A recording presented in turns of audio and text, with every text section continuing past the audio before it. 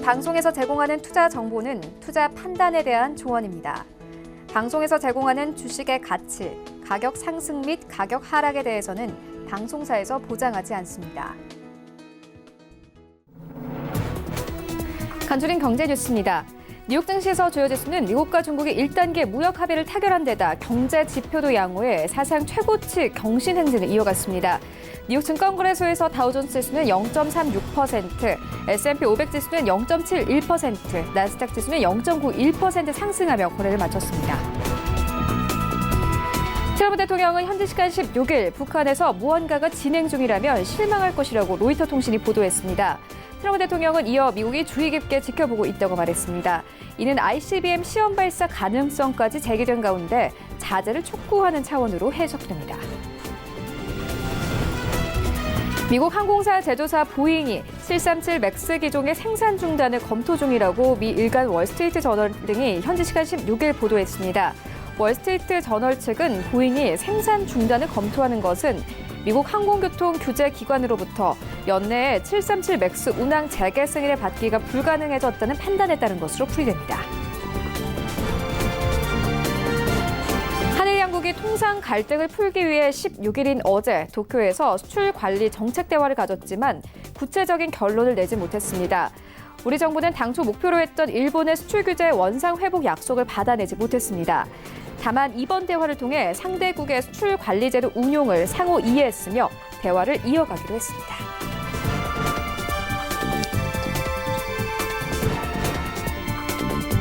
네, 시청자 여러분 안녕하십니까? 출발 증시 와이드 1부 시작합니다. 최은문입니다. 어제 우리 증시 양시장이 엇갈리면서 마감이 됐습니다. 코스피 시장은 약보합권이 2168선에서 마감이 됐습니다. 미국과 중국이 극적으로 무역 합의에 도달을 했지만요. 세부 내용에 대해서는 시장에서 불안감 가졌습니다. 이와 함께 어제 시장에서 개인과 외국인들이 코스피 시장에서 매도세 나타내는데요. 좀 세부적으로 살펴보면 정부 측에서 부동산 규제를 위해서 은행 대출을 막겠다라고 어제 시장에서 좀 발표를 하면서 어제 관련 종목들 은행 업종 그리고 건설 업종들이 어제 시장에서 하락세를 보였습니다. 반면 코스닥 시장은 거의 움직임 없이 강보합권 644선에서 시장 종가가 형성이 됐는데요. 간밤에 뉴욕 증시 3대 지수는 다시 한번 사상 최고치를 경신했습니다. 일단 반도체 업종들이 강세를 보였고 경제 지표도 괜찮았습니다. 이러한 시장 상황들 오늘 출발 증시 와이드 1부에서 정확하게 알아보도록 하겠습니다. 먼저 오늘 함께 다뤄볼 이슈들 화면으로 함께 만나보고 오겠습니다. 네, 먼저 오늘 글로벌 시시각각 시간에는요. 어제 아시아 증시는 대부분 약보합세로 마감이 됐습니다. 미중 협상 내용에 대해선 시장에선 신중한 분위기인데 함께 살펴보도록 하겠고요. 이어서 중국 정부는 독일 자동차를 걸고 경제 보복을 경고했습니다. 함께 살펴보도록 하겠습니다. 네, 이어지는 라이브 이슈타임에서는요. 시장 분위기가 한결 나아지면서 낙폭 과대주에 대한 관심이 커지고 있습니다. 어떤 종목들 살펴보면 좋을지 함께 짚도록 하겠습니다. 이어서요, 내년 이 실손보험의 인상이 확실시되는 가운데 정작 손해보험사의 주가는 지지부진한 것으로 나타났습니다. 투자 의견 함께 들어보도록 하겠습니다. 출발 증시 와이드 1부 지금 출발합니다.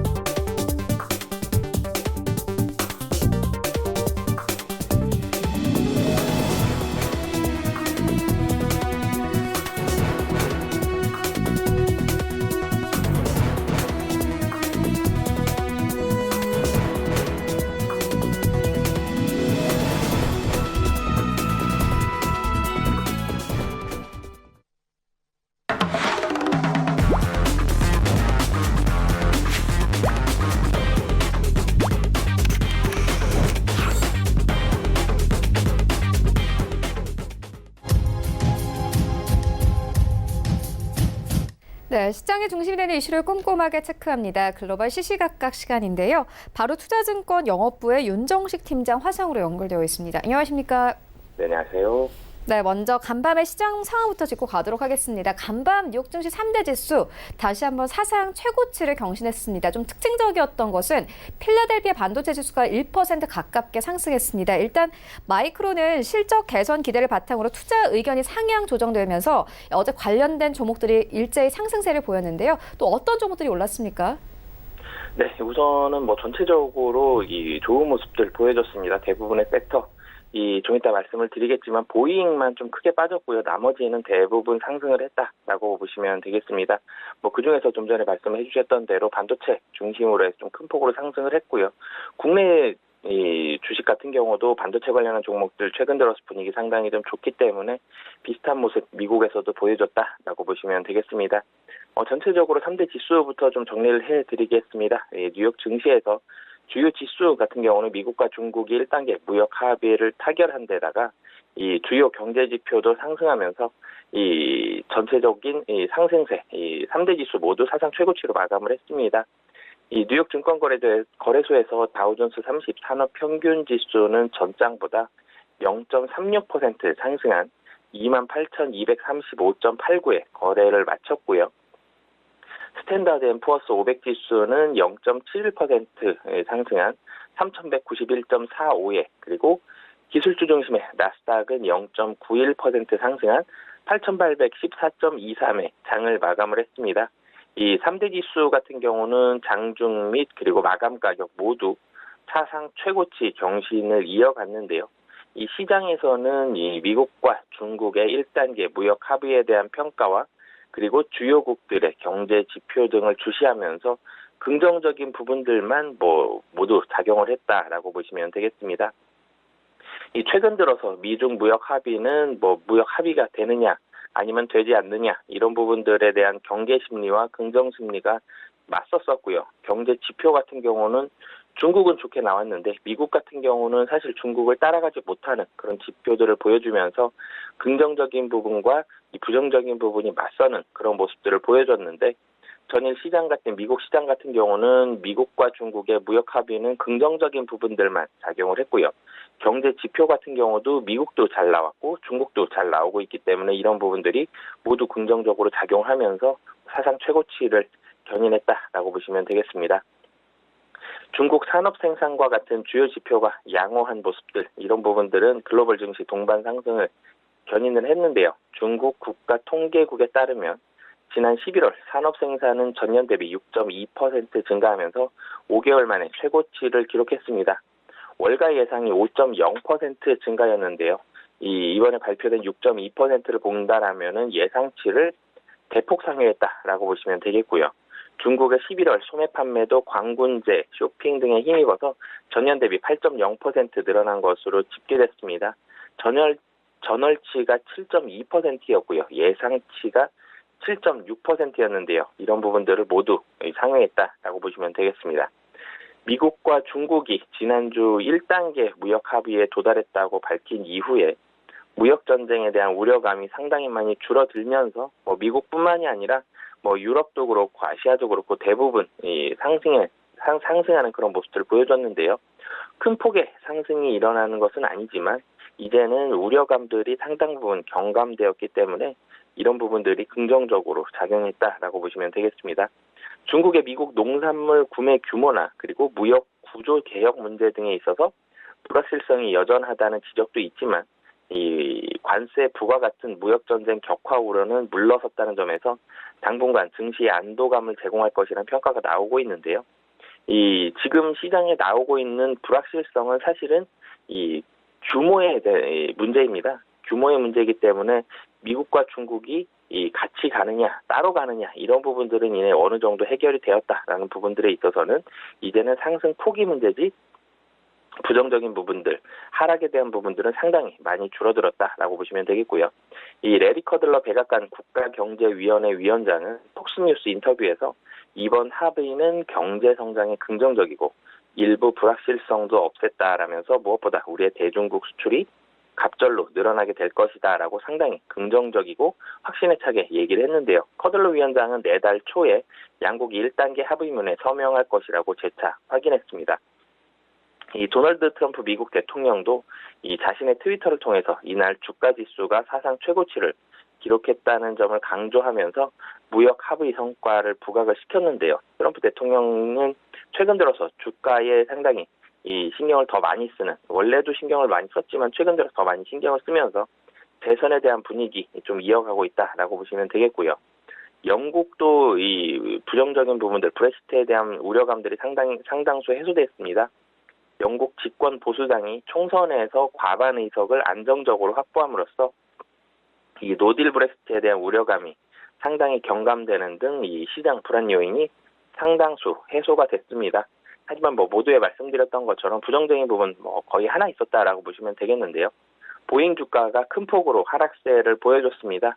미 연방 항공청이 737 맥스 계속 보잉의 주가를 발목 잡았던 이 737 맥스 기종 면허 갱신을 2020년으로 늦출 수 있다고 시사한 후에 보잉은 해당 기종 생산을 중단하거나 추가로 줄이는 방안을 검토하고 있다라고 알려지면서 보잉 주가 전일 4.3% 급락을 했습니다. 이 경제 지표 같은 부분도 상당히 양호했는데요. 뉴욕 연방준비은행은 12월 엠파이어 스테이트 지수가 전월 2.9에서 3.5로 올랐다고 발표를 했습니다. 시장 전망이 3.1이었는데요. 전월보다도 올랐고 시장 전망보다도 훨씬 높아진 3.5를 발표하면서 이 굉장히 좋은 모습 보여줬고요. 전미주택건설협회 이 웰스파고에 따르면 또 12월 주택시장지수는 76으로 전월 71에서도 상승을 했고요. 이 전문가 전망치가 70이었는데 이 부분도 큰 폭으로 넘어섰고요. 1999년 6월 이후에 가장 높은 수준을 보일 정도로 이 주택시장지수 상당히 좋은 모습 보여줬습니다. 이 12월 미국 서비스업 PMI도 전월 51.6에서 52.2로 높아졌고요. 시장 전망이 52였던 부분을 본다라면은 상당히 좋은 모습 보여줬고요. 최근 5개월 사이에 최고치를 기록을 했습니다. 뉴욕 증시에서도 대부분의 애널리스트들이 무역전쟁 불안 완화로 양호한 투자 심리가 유지될 것으로 기대를 하고 있다라고 보시면 되겠고요. 빅스 지수라 그러죠. 시카고 옵션 거래소에서 이 변동성 지수 얼마나 위험한지를 판단하는 이 변동성 지수 같은 경우는 이 전거래일보다 3.64%가 하락하면서 12.17로 상당히 낮은 그런 최근 들어서 거의 가장 낮은 수준의 그런 빅스 지수를 보여주고 있다라고 보시면 되겠습니다. 이 섹터별로 종목별로 조금 더 자세하게 설명을 드리면요. 마이크론 모두에 말씀드렸던 것처럼 좋은 모습 보여줬는데요. 18일이죠. 수요일 실적 발표를 앞두고 있는 마이크론이 이 매력적인 실적이 기대된다라면서 일부 투자회사에서 투자 의견을 중립해서 이 긍정으로 상향 조정하면서 강세를 보였는데요. 마이크론이 그러면서 3.4% 상승을 했습니다. 마이크론이 올랐기 때문에 필라델피아 반도체 지수 같은 경우도 0.96%, 1% 가까이 상승하면서 마이크론이 필라델피아 반도체 지수의 상승을 견인을 했고요. 웨스턴 디지털도 5G 장치 수요 증가 기대로 투자 의견과 목표 주가가 상향이 되면서 4.05% 상승을 했습니다. 그러면서 이 반도체 관련 종목의 강세를 이 마이크론과 웨스턴 디지털이 견인했다라고 보시면 되겠습니다. 여기에다가 브로드컴이 2.44% 그리고 퀄컴이 0.68% 상승하면서 이 반도체 관련 종목들 사실은 대부분 좋았는데 이 마이크론과 웨스턴 디지털이 가장 크게 좀 상승을 했고요. 국내 증시 같은 경우도 사실 SK 하이닉스 굉장히 좀 분위기 좋은 그런 모습들을 보여주고 있는데 반도체 관련한 종목들은 이제는 바닥을 확인을 확실히 했고요. 4분기에는 반도체 가격 상승에 대한 모습들 수치로 확인을 할 수 있고 2020년은 다시 한번 반도체 사이클이 도래할 것으로 보여지기 때문에 국내 증시도 그렇고 미국도 그렇고 사실 이 삼성전자, 하이닉스, 미국의 마이크론까지 이 반도체 관련 종목들 지속적으로 좀 좋을 것으로 보여진다라는 부분이 미국과 국내 증시의 좀 공통적인 부분이다라고 보시면 되겠고요. 애플 같은 경우는 이 아이폰 판매 증가 전망 기대 속에 상승세를 이어갔습니다. 골드만삭스가 이 1.38% 상승을 했는데요. 시트그룹이 이 실적 기대가 높다라면서 투자 의견과 목표 주가 상향을 내세우면서 골드만삭스 상승을 했습니다. 이로 인해서 JP모건이라든지 뱅크 오브 아메리카, 웰스파고 같은 종목들이 뭐 1% 미만이긴 하지만 대부분 상승세를 보여주면서 금융주까지도 강세를 보여줬고요. 테슬라는 크레딧 스위스가 경쟁사보다 이 배터리 생산 및 전기차 개발 영역에서 유리하다고 발표하자 이 6.45% 급등하는 그런 모습을 보여줬습니다. 유나이티드 헬스는 의회 예산 협상에서 건강보험 세금이 제거될 수 있다는 분석이 대기되자 2.29% 상승을 했고요. 뭐 휴마나라든지 시그나, 앤썸 같은 헬스케어 업종들이 뭐 2에서 3% 정도 강세를 보여줬습니다. 유나이티드 헬스와 암젠 그리고 덴츠플라이는 골드만삭스가 2020년 헬스케어 업종에 대해 낙관적으로 전망하고 탑픽으로 세 종목을 언급하면서 2%대의 강세를 보여줬고요. 좀 전에 말씀드렸던 대로 보잉 같은 경우는 737맥스 생산 중단을 결성할 수 있다는 소식이 전해지면서 하락을 했습니다. 이 대부분의 섹터가 이 상승을 했다라고 보시면 되겠고요. 상승 폭도 1% 정도 되는 그런 부분들이 많기 때문에 미국 증시 전일 같은 경우는 굉장히 좋은 모습들을 보여줬다라고 보시면 되겠습니다. 네, 즉 미중 합의가 있었지만 어제 아시아 증시는 약보합권에서 마감이 됐습니다. 미중 협상 내용에 대해서는 시장에서 조금 신중한 분위기인데요. 강력한 산타 랠리는 좀 기대하기 힘들까요? 네, 우선은 아시아 증시, 미국 증시보다 조금은 더 빨리 올랐다라는 부분들이 있고요. 그리고 미국 경제가 아시아 경제보다는 조금 더 그래도 좀 낫다라는 부분들이 있기 때문에 뭐 중국 경기 지표는 좋지만 경기 지표 말고 경제만으로 본다라면은 이 미국이 조금 더 낫다라는 부분들이 있어서 아시아 증시 전일 같은 경우는 조금은 타이 실현 매물이 나왔다라고 보시면 되겠습니다. 이 미국과 중국의 1단계 무역 협상 합의 소식에 뭐 전 세계 증시 모두가 일제히 급등을 했지만 내일까지는 좀 이어가지 못하는 부분이 이 증시에서는 조금은 아쉬워하는 그런 모습들이 있는데요. 일본 증시 같은 경우는 연중 최고 수준까지 올라왔고요. 이 미중 합의가 이뤄지면서 이후에 추가적인 호재가 나오기 힘들다는 모습들의 차익 매물이 조금은 나오고 있고요.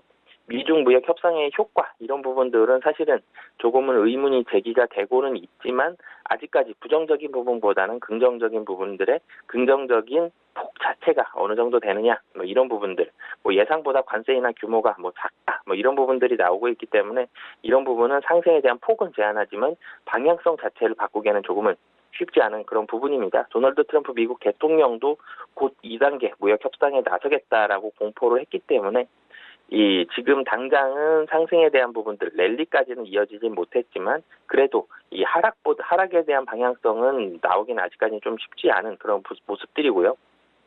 국내 증시 같은 경우도 12일과 13일 이 외국인이 이 코스피 기준으로 5천억 이상씩 샀습니다. 이 거래일 동안 1조 원 넘게 샀기 때문에 사실은 단기적으로 좀 많이 샀습니다. 그래서 전일 뭐 소폭의 매도가 나왔지만 뭐 기관들은 뭐 매수세를 지속적으로 좀 보여주고 있고요. 그런 부분들 본다라면은 이 증시가 랠리로 이어가지는 못했지만 방향성이 바뀐다기보다는 잠깐 쉬어갔다가 다시 한번 상승에 대한 가능성 현재로서는 미국 증시도 그렇고 아시아 증시도 그렇고 좀 더 높다라고 정리할 수 있겠습니다.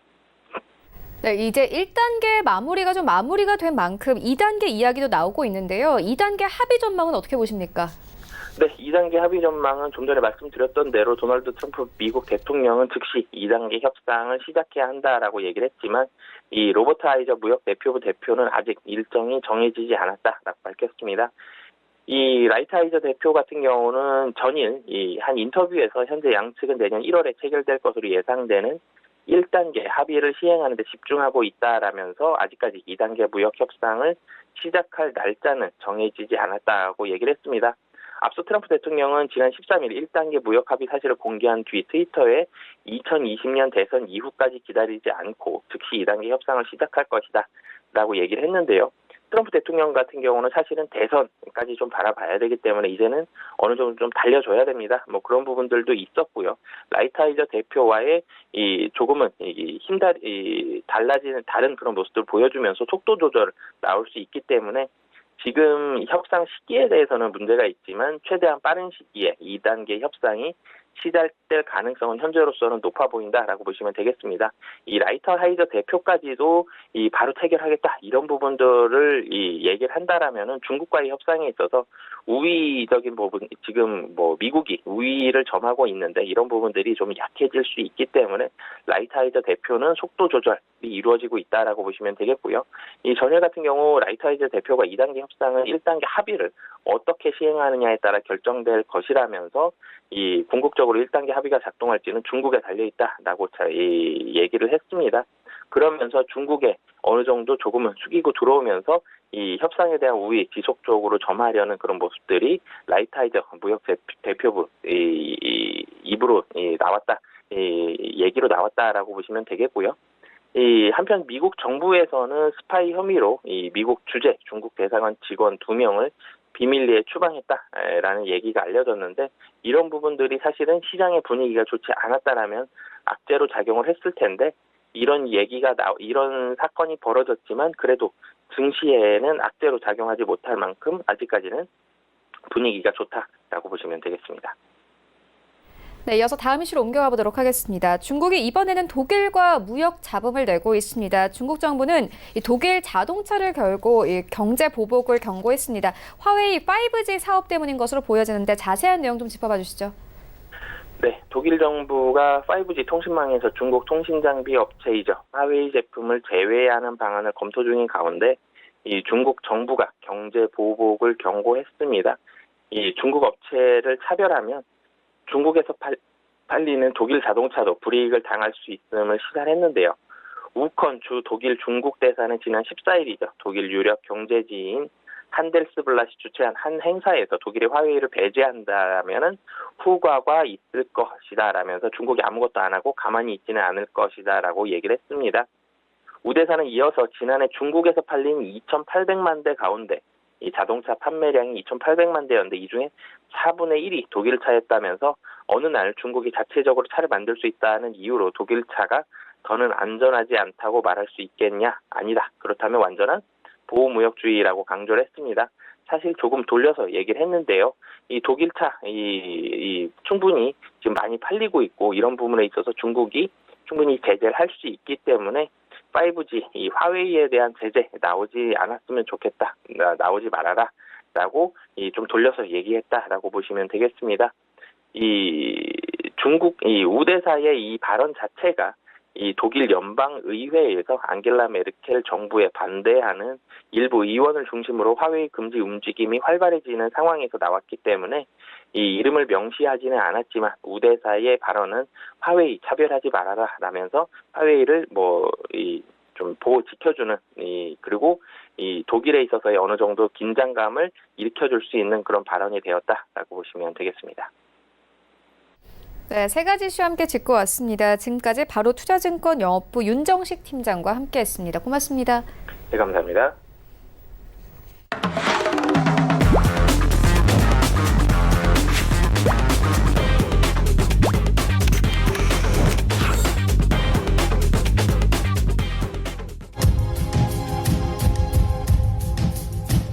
네, 국내 시장 쟁점 함께 분석해 보도록 하겠습니다. 라이브 이슈 타임인데요. KTB 투자증권 이성훈 과장 전화 연결되어 있습니다. 안녕하십니까? 네, 안녕하십니까? 네, 최근 좀 시장 분위기가 한결 나아지면서 이 낙폭 과대주에 대한 관심이 커지고 있습니다. 어떤 종목들 좀 살펴보면 좋겠습니까? 네, 좀 최근에 분위기 좋죠. 미국과 중국의 무역 협상 1단계 타결이 점진적으로 되면서 투자 심리 회복이 지금 일어나고 있는 상황인데요. 우선 애널리스트들이 기업들에 대한 목표 주가를 제시를 하는데 목표 주가와 현재 주가의 격차가 큰 종목들이 시장에서 많이 관심을 받고 있습니다. 이런 종목들은 지난달에 단기 조정장에서 주가가 크게 빠지면서 실적 개선에 좀 기반한 산출한 어떤 목표 주가에 비해서 저평가된 측면이 크다라고 좀 볼 수 있겠는데요. 위험 자산에 대한 투자 심리가 개선되면 그동안 상대적으로 주가 탄탄했던 대형 IT 주에 저평가 주식들에 대한 순환매 장세가 펼쳐질 수 있다는 점에서 이 펀더멘탈 대비 주가 괴리가 큰 종목에 관심을 가져볼 만하지 않나 이렇게 생각이 되고 있고요. 지난달부터 현재까지 목표 주가를 상향한 코스피 코스닥 종목 중에 목표 주가와 현재 주가의 격차가 30%가 넘는 종목은 총 26개에 달하는 것으로 나타났는데요.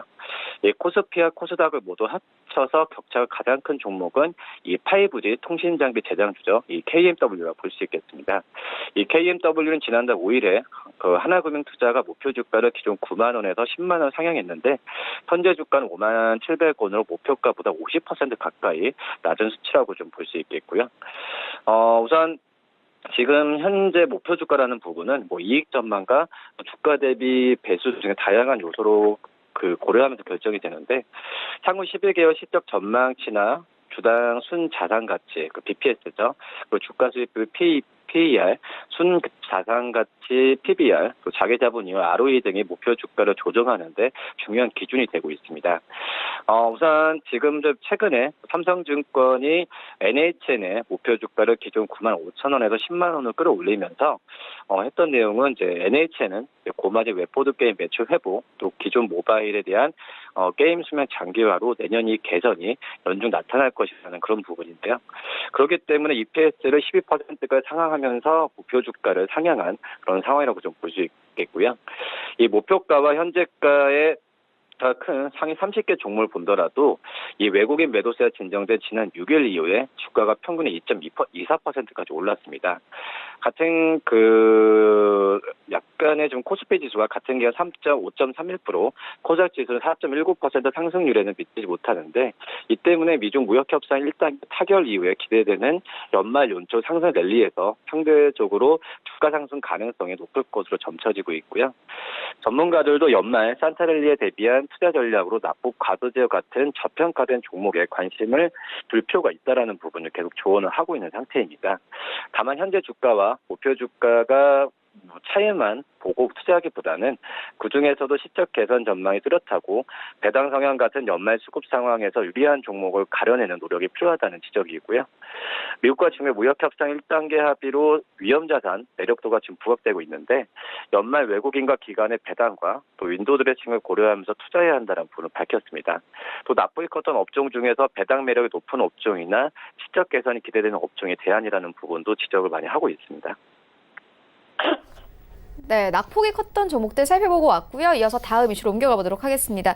또 내년에 실손 보험료 인상이 확실시되는 가운데 정작 이 손해보험사의 주가는 지지부진합니다. 주가 향방 어떻게 보겠습니까? 네, 손해보험사의 주가가 지금 약간 시장에 많이 관심을 받고 있습니다. 우선은 정부가 어떤 실손보험료 인상을 검토하는 데 따른 것으로 지금 관심을 끌고 있다고 볼 수 있겠고요. 물론 최근에 주가에 대한 부분은 약간 지지부진한 부분은 분명히 있긴 하지만 이 실손보험료 인상으로 어떤 손해율 개선이 좀 이루어질 가능성이 있다는 부분에 시장은 주목을 많이 하고 있다라고 좀 말씀드릴 수 있겠습니다. 우선 지난 12일부터 손해보험 업체들의 주가는 그나마 좀 상승에 대한 랠리 부분을 좀 갖고 간다라고 좀 볼 수 있겠고요. 지금 현재 봤을 때도 증권 업계 전문가들 사이에서는 이 손해율이 악화되는 상황에서 호재는 분명하지만 이런 부분은 좀 단기 랠리에 그칠 것이라는 전망도 좀 적지는 않습니다. 그렇기 때문에 어떤 추세적인 장기 손해 위험률 개선은 기대하기는 어려운 가운데 이미 요율 인상 기대감이 반영됐다는 것으로 좀 많이 풀이를 하고 있고요. 추가적인 매수보다는 이 금융당국과의 조율 같은 추이를 좀 지켜봐야 한다는 목소리가 있다라고 좀 말씀드릴 수 있겠고, 손보사들의 이런 삼성화재, 현대해상, DB손해보험, 메리츠화재, 하나손보 여러 가지 손보업계들이 많다라고 좀 볼 수 있겠는데 지금 현재 상황에서는 어떤 이 손보사들 주가 상승은 말씀드렸듯이 기대감이 좀 먼저 반영되지 않았나 이렇게 좀 생각이 되고 있습니다. 그렇기 때문에 어떤 보장성 강화 정책이죠. 일명 문재인 케어라고 좀 얘기를 하고 있는데 실손보험의 반사이익을 준 것으로 좀 추정은 되고 있지만 실손보험료 인하는 적절하지 않다는 결론까지도 어떻게 보면 보건복지부가 냈기 때문에 이런 손보사들의 주가에 대한 상승 부분은 좀 한계가 있지 않을까 이렇게 좀 생각이 되고 있고요. 우선 지금 반사 효과를 반영하지 않았음에도 보험료 인상률이 더 낮아지거나 당초 기대치 수준이 되는 것이기 때문에 어떤 규제에 대한 불확실성이 또 있는 상황이라고 좀 볼 수 있겠습니다. 그렇기 때문에 손보사들의 어떤 주가는 좀 계속 관심 있게 좀 봐야 된다라고 좀 생각이 되고 있고요. 올해 뭐 상반기 때 그 기준으로 봤을 때 실손보험의 손해율은 129%로 전년 동기 대비해서 약 20% 정도 좀 올랐는데 자동차 보험은 올 9월까지 누적 손해율이 96%입니다. 두 보험에서만 올해 3조 원에 달하는 손실을 기록한 것으로 보험업계는 추산하는데 이 두 자릿수 인상을 결정하더라도 주가 상승을 이런 걸 본다고 하더라도 지속적으로 끌고 가기는 한계가 있지 않나 이렇게 판단이 되고 있고요. 한마디로 뭐 공격적인 요율 인상은 단기 주가 랠리에는 좀 긍정적일 수도 있겠지만은 여전히 뭐 실손 보험금에 대한 지급 관리 강화 그리고 지속적인 20% 이상의 실손 요율이 인상이 단행되지 않는 이상 뭐 추가적인 장기 위험 손해율 개선은 좀 기대하기는 어렵다라는 게 전문가들의 시각입니다. 네, 그리고 어제 시장에서 하락 나온 종목들 살펴보고 가도록 하겠습니다. 정부가 어제 부동산 대책을 발표했습니다. 대출 규제 뉴스와 함께 은행주 그리고 건설주가 하락세를 보였는데요. 주가 향방 어떻게 보고 계십니까? 네, 우선 전일에 어떤 그 건설주와 금융주의 좀 하락세가 좀 나쁘게 컸었는데 정부의 깜짝 부동산 대책 발표가 가장 큰 원인이지 않았나 판단이 되고 있고요.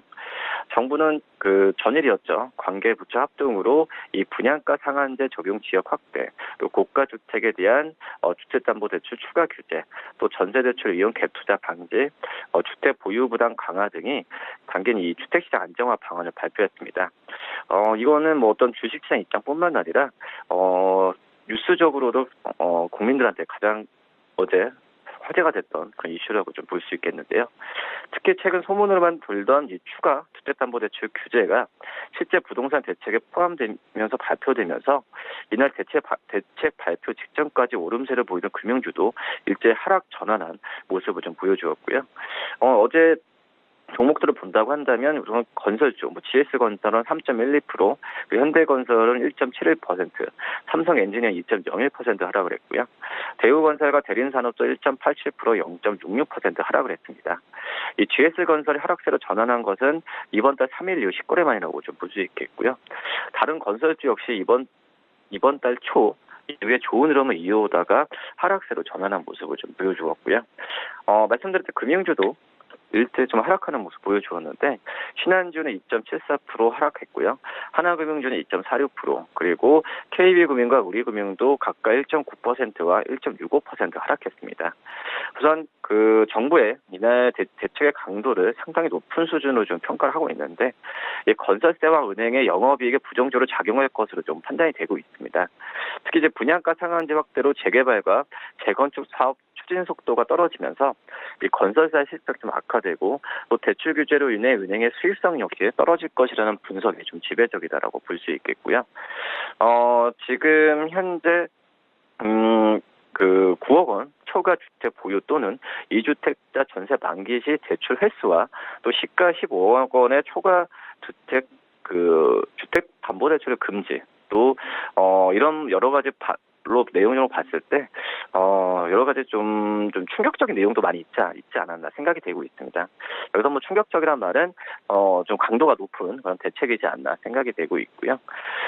우선 그 금융주의 성장성과 어떤 수익성 개선을 막는 규제가 더 강해지지 않았나 생각이 되고 있고 이번 대책으로 은행업종 평균 대출 성장률이 2018년 6.7%에서 2019년, 2020년 사이는 4에서 5% 점진적으로 하락할 가능성이 좀 크지 않을까 이렇게 좀 생각이 되면서 우선 건설주와 금융주들에 대한 이 투자 심리에 대한 우려는 좀 지속될 가능성이 좀 있지 않나 이렇게 좀 생각이 됩니다. 네, 은행 건설주는 어제 시장에서 하락세 나타냈지만 또 개별 이슈로 강세 나타낸 종목이 있습니다. LG유플러스의 CJ헬로 인수 조건부 승인 소식과 함께 양사의 주가가 어제 시장에서 강세를 띄었는데요. 주가 향방 어떻게 보고 계십니까? 네, 우선 과학기술정보통신부가 LG유플러스의 CJ헬로 인수를 조건부로 승인했습니다. 올 3월 LG유플러스가 CJ헬로 주식을 취득하면서 인수를 신청한 뒤 꼭 정확히 좀 9개월째라고 볼 수 있겠고요. 이 공정거래위원회 심의를 통과한 지는 지금 한 달 만이라고 볼 수 있겠습니다. 이번 인수는 이제 인터넷 TV 기업이 종합방송 유선 사업자를 인수하는 첫 사례이면서 이 통신사가 방송을 인수한 첫 사례라고 좀 볼 수 있겠고요. 이 과학기술정보통신부의 관계자의 말에 따르면은 인수를 허가돼 알뜰폰 시장 1인 이 CJL의 위치를 감안하면서 이 알뜰폰 시장의 교란을 우려하고 또 여러 조건을 걸고 인수를 허가했다. 라는 부분은 좀 설명을 했고요. 실제적으로 과학기술정보통신부는 알뜰폰 시장의 경제 여건을 개선하고 가계통신비 경감 정책이 계속 추진될 수 있도록 도매 제공에 대한 대상을 확대하고 또 데이터 선구매 할인 제공, 또 다해선 할인, 또 결합상품 같은 이 제공 등에 대한 조건은 좀 다른 상태라고 볼 수 있겠습니다. 특히 이제 LG U+가 향후 출시 또는 출시할 주요 5G와 또 LTE 요금제는 이 알뜰폰에 모두 도매가로 제공하도록 한 상태라고 볼 수 있겠고요. 이 5G 도매 가격을 정가의 66% 수준까지 낮춰서 이 알뜰폰 사업자의 중저가, 그러니까 3, 4만 원대 이 중저가의 5G 요금제 출시를 지원하도록 하는 게 핵심이라고 볼 수 있겠습니다. 이번 승인으로 유료 방송 시장은 크게 재편될 것으로 좀 예상이 되고 있는데, 지난 10일이었죠. 과학기술정보통신부가 발표한 2019 유료 방송 상반기 시장 점유 현황에 따르면은 올해 상반기 전체 유료 방송 가입자 수는 총 3,303만 명 정도 되는데요. 지난해 하반기 대비해서 54만 명 늘어났습니다.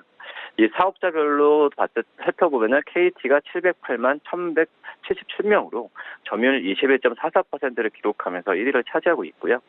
이어서 SK 브로드밴드가 485만 5,770명, 그러니까 14.7%의 비율을 차지하고 있습니다. LG U+는 411만 187명을 지금 12.44%의 점유율을 차지하고 있고, CJ헬로 같은 경우가 405만 5,865명, 12.28%입니다. 여기에 또 KT 스카이라이프가 326만 1,285명으로 9.87% 순으로 나타난 상태인데요.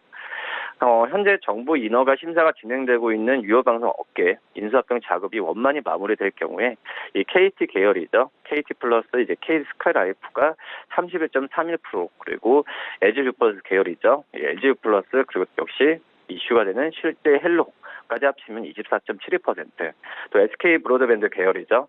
SK 브로드밴드와 TV 로드 같은 경우도 24.03%를 점유하게 됩니다. 한마디로 이제 통신 3사 계열 유료방송 매체가 전체 유료방송 시장의 80%를 넘는 상황이라고 좀 볼 수 있겠고요. 한편 KT 같은 경우에는 딜라이브 점유율 6.09%를 차지하는 기업이죠. 이 딜라이브 인수를 검토하고 있지만 이 국회에서 합산 규제 제도입을 논의하고 있는 상태이기 때문에 이에 대한 결과만을 지금 기다리고 있는 상태다라고 정리할 수 있겠습니다. 네, 알겠습니다. 이어서 한 가지 정보 더 살펴보고 가도록 하겠습니다. 어제 토스뱅크가 제3 인터넷 전문 은행의 주인공이 됐습니다. 현재 핀테크주가 좀 수혜주로 떠오르고 있는데 관련해서 좀 볼만한 종목들이 있을까요? 네, 지금 현재 어제도 계속 이슈가 지금 나와주고 있죠. 토스뱅크에 대한 어떤 예비인가를 받은 토스뱅크가 기존 금융권에서 소외된 중신형 개인 고객과 소상공인에 특화된 은행을 비전으로 인터넷 전문은행 예비인가를 지금 받았습니다. 그렇기 때문에 지금 현재 이거에 대한 어떤 주식시장 입장에서도 과연 누가 좀 수혜가 될까라는 부분을 지금 현재 시장에서 많이 얘기를 하고 있다라고 좀 볼 수 있겠고요. 지금 현재 어떤 상황에서 봤을 때는 딱 어떤 인터넷 은행에 대한 어떤 기대보다도 어떤 B2B 또 핀테크에 대한 좀 관심을 좀 더 가지고 있지 않나 이렇게 생각이 되고 있고, 특히 이제 웨캐시라는 종목 같은 경우에도 이제 B2B B2B 핀테크 선두주자입니다.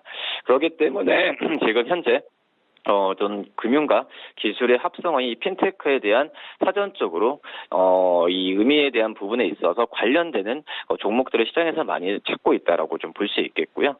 웨캐시를 비롯하면서 관련주들도 많다라고 좀 볼 수 있겠는데, 지금 현재 웨캐시 같은 경우는 올해 상반기 올해 3분기 영업이익 26억 원의 실적을 좀 기록했습니다. 같은 기간에 비해서 매출액은 21% 줄었지만은 영업이익은 271% 늘어난 수치라고 좀 볼 수 있겠고요.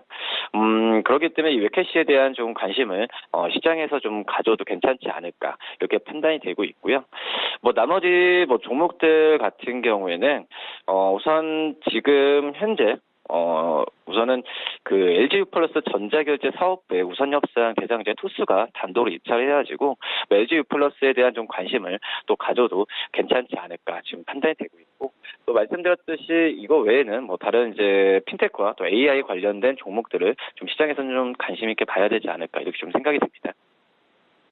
네, 알겠습니다. 지금까지 KTB투자증권 이성훈 과장과 함께했습니다. 고맙습니다. 네, 감사합니다. 네, 1부는 여기서 모두 마치도록 하고요. 잠시 후 2부에서는 전문가들과 함께하는 종목 라이브쇼, 라이브 매매타임이 이어집니다. 여기에 더해서 오늘장에서 이슈물이라고 있는 특징주까지 꼼꼼하게 살펴봐 드리겠습니다. 채널 고정해 주시고요. 저희는 잠시 후 2부로 다시 찾아오도록 하겠습니다.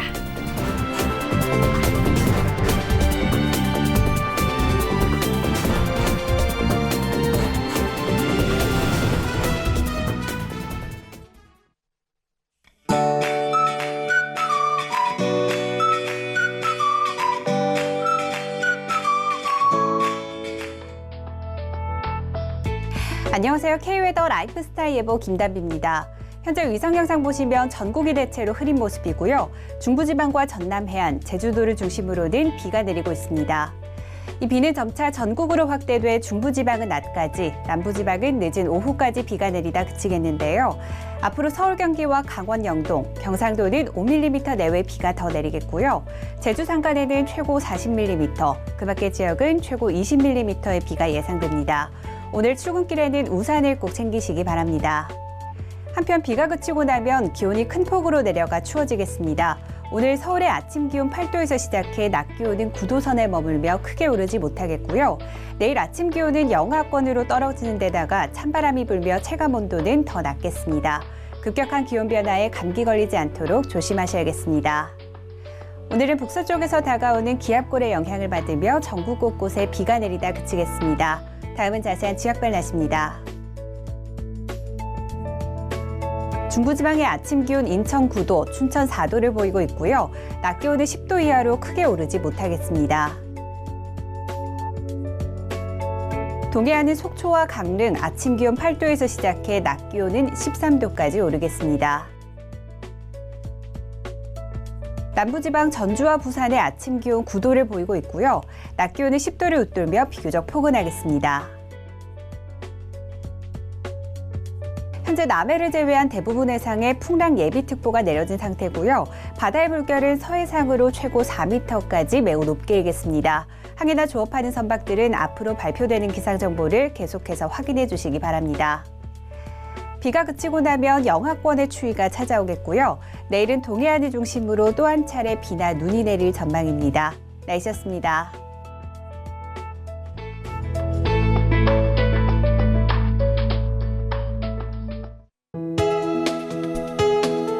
본 방송에서 제공하는 투자 정보는 투자 판단에 대한 조언입니다. 방송에서 제공하는 주식의 가치, 가격 상승 및 가격 하락에 대해서는 방송사에서 보장하지 않습니다.